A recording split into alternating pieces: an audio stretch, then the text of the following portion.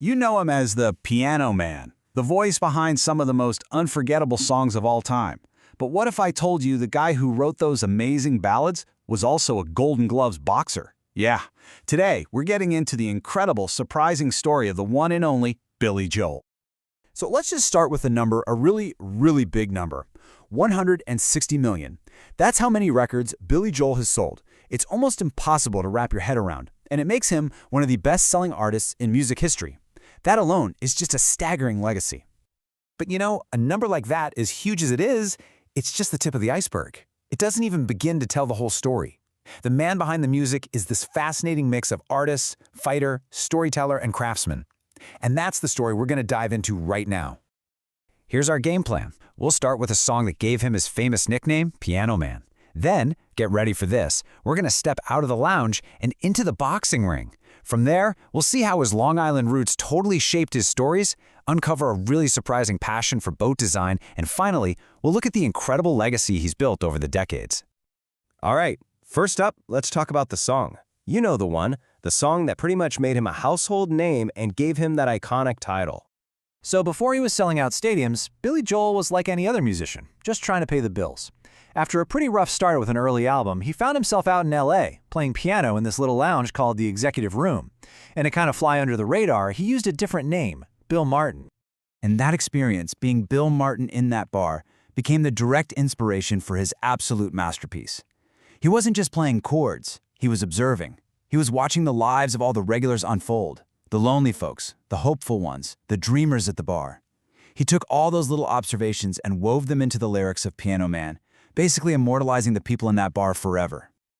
Okay, but there was a whole other side to him, one that was forged way before the sold-out concerts and gold records. Billy Joel was a fighter, and I mean that in the most literal way possible. Just think about this for a second.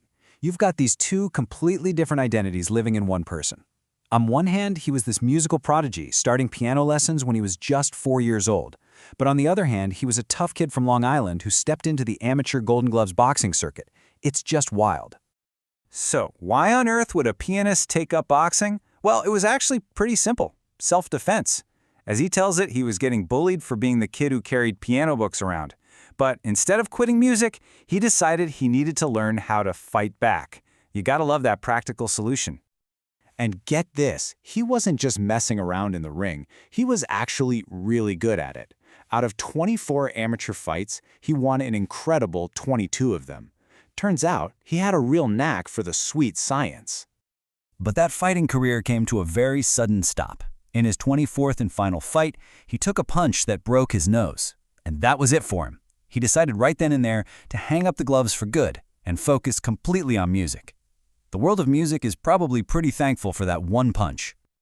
Okay, let's move on to the real heart of his work. His incredible gift for songwriting, which was so deeply connected to the people and places of his home, Long Island.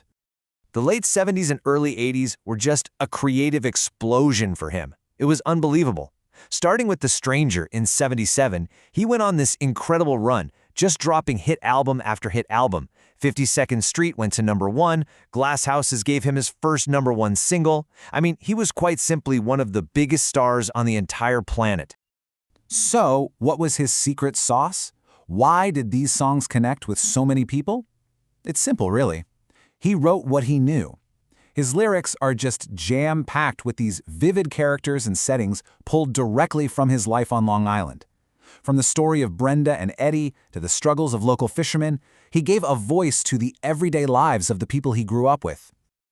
All right, now for a total curveball. We're going to explore a passion that shows a completely different side of his creativity, one that has absolutely nothing to do with music. Billy Joel is a serious boat enthusiast, and not just that, he's also a boat designer. And when I say enthusiast, I am not kidding. The guy has owned over 20 boats in his lifetime. And as you can see from just this small sample, his taste is all over the map. From a simple little Boston whaler to a custom-designed runabout he helped create, and even a super practical landing craft. But what's really cool is why he loves boats. He's not into the flashy, modern mega yachts. As he says here, he loves the classic, practical design of traditional workboats. For him, real beauty comes from function and purpose. If it looks right, it probably is right. And this is the part that just blows my mind. He didn't just write checks for these boats. He helped build them. He actually co-founded a boat-building company and was totally hands-on in the design process, most famously with the Shelter Island runabout.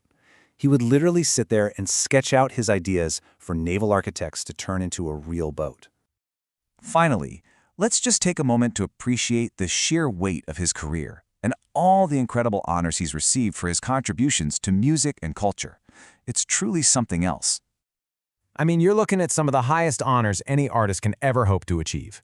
He's in the Songwriters Hall of Fame and the Rock and Roll Hall of Fame. He's won 6 Grammys, and in 2013, he received the Kennedy Center Honors, which is basically America's highest award for lifetime achievement in the arts.